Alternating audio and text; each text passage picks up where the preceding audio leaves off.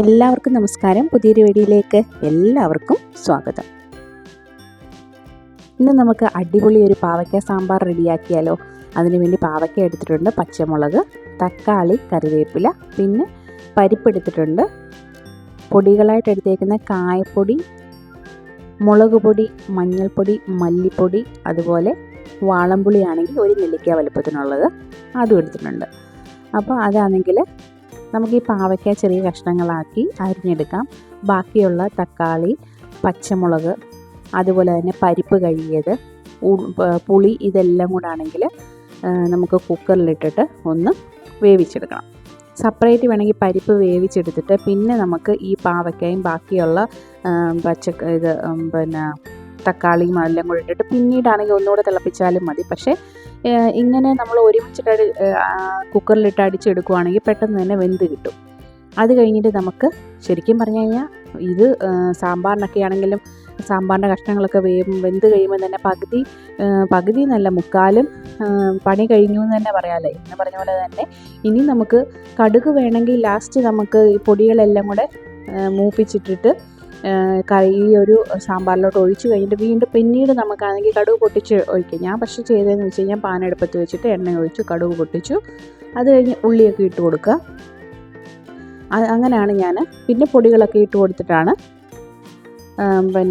ഇതൊന്നും മൂപ്പിച്ചെടുത്തത്. ഇതെനിക്ക് പറഞ്ഞു തന്നത് എൻ്റെ ഒരു കൂട്ടുകാരിയാണ്.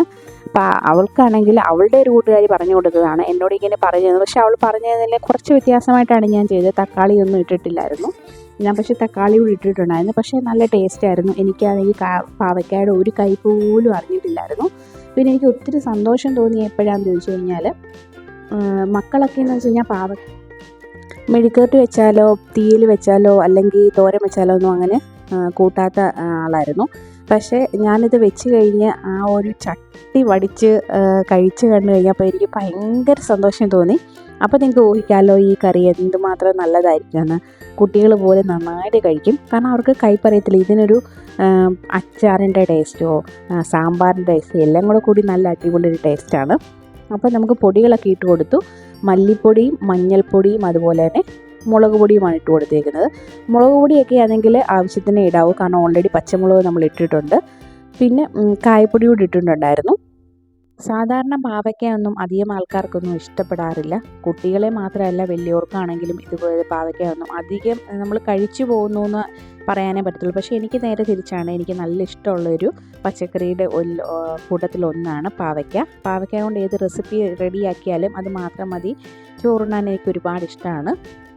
അപ്പം ഇതെനിക്ക് ഒരുപാട് ഇഷ്ടപ്പെട്ടിട്ടുണ്ടായിരുന്നു. നമുക്ക് ചില കറികളൊക്കെ ആണെങ്കിൽ ഒന്ന് റെഡിയാക്കി നോക്കിയാൽ വീണ്ടും നമുക്ക് അങ്ങനെ തന്നെ ചെയ്ത് നോക്കണമെന്ന് ആഗ്രഹം കാണുമല്ലോ.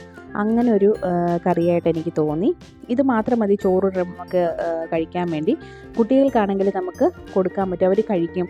കാരണം അവർക്ക് എനിക്ക് വീട്ടിലാണെങ്കിൽ ഞാൻ പറഞ്ഞില്ലേ, അവർ കഴിക്കാതിരുന്നിട്ട് അവർ നന്നായിട്ട് കഴിച്ച് കണ്ടപ്പോൾ എനിക്ക് ഭയങ്കര സന്തോഷമായി. നമ്മൾ ഏത് വിഭവങ്ങൾ നമ്മൾ റെഡിയാക്കി എന്ന് പറഞ്ഞാലും വീട്ടിലുള്ളവരാണെങ്കിൽ ആസ്വദിച്ച് കഴിക്കുമ്പോഴല്ലേ നമുക്കതിൽ ഭയങ്കര സന്തോഷം തോന്നുന്നത്. നമ്മൾ തന്നെ കഴിച്ചിട്ട് നമ്മൾ തന്നെയാണെങ്കിൽ അത് ആസ്വദിച്ച് നമ്മൾ തന്നെ സൂപ്പറാണെന്ന് പറയുന്നതിനെക്കാട്ടും നല്ലത് വീട്ടിലുള്ളവർ പറയാതെ തന്നെ അത് ആസ്വദിച്ച് കഴിച്ച് കഴിയുമ്പോൾ നമ്മൾ ചെയ്ത കാര്യം സക്സസ് ആയെന്ന് നമുക്ക് വിശ്വസിക്കാം. എന്ന് കരുതി എല്ലാ കാര്യങ്ങളും ഇങ്ങനെ സക്സസ് ആകണമെന്നില്ല. പാളിച്ചകൾ വരാറുണ്ട്, വന്നിട്ടുമുണ്ട്. പക്ഷേ ഇതൊട്ടും പാളിപ്പോയിട്ടില്ല. അടിപൊളി കറിയായിരുന്നു. അപ്പോൾ എൻ്റെ ഫ്രണ്ടായ സജിതയ്ക്ക് ഒത്തിരി താങ്ക്സ്. സജിതയാണ് എനിക്ക് ഈ റെസിപ്പി പറഞ്ഞു തന്നത്. അപ്പോൾ ഇനി ഇതുപോലുള്ള നല്ല നല്ല റെസിപ്പിയായിട്ട് വരാം. ഇഷ്ടപ്പെടുവാണെങ്കിൽ ലൈക്ക് ചെയ്യാനും കമൻറ്റ് ചെയ്യാനും ഷെയർ ചെയ്യാനും ഒന്നും മറന്നുപോലെ. See you next video. Thank U.